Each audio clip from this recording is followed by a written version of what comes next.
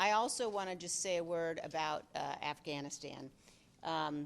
President Biden announced that he will be withdrawing forces from Afghanistan. I understand he's making a speech this afternoon by a date certain.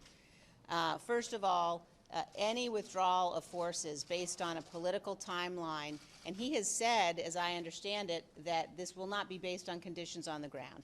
Any withdrawal of forces that is not based on conditions on the ground puts American security at risk.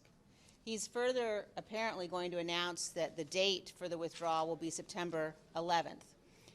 Now, I'm not sure why the White House has selected that date, but I can tell you that that is a huge victory, a huge propaganda victory for the Taliban, for al-Qaeda. The notion that on the day that they attacked us, we are going to mark that anniversary by withdrawing our forces. We know that al-Qaeda continues to operate across Afghanistan. We know that the Taliban has not, in fact, lived up to any of the commitments that they made during the previous administration. And we know that this kind of a pullback is reckless, it's dangerous, it puts American security at risk, it will provide an opportunity for terrorists to be able to establish safe havens again. It also puts the women of Afghanistan at risk. It puts the women of Afghanistan into the position that they were in potentially 20 years ago, where their lives are not valued, where they have no freedom. The United States of America went to Afghanistan because our security depended upon it, because we were attacked by al-Qaeda, because the Taliban hosted al-Qaeda. That relationship continues. So a withdrawal of forces that isn't based on conditions on the ground is fundamentally dangerous.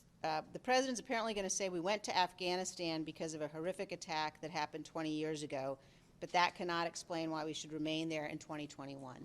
And I would say that does explain exactly why we must remain there. We know what happens if terrorists establish safe havens. We must ensure it doesn't happen again. And finally, I would say the president is obligated by law that we passed in the NDAA last year to certify that conditions have been met for the enduring defeat of al-Qaeda and ISIS before he initiates any significant withdrawal. And that is an obligation we expect that the White House will uphold and will meet. Again, it's an obligation that they have by law. We passed in the NDAA last year.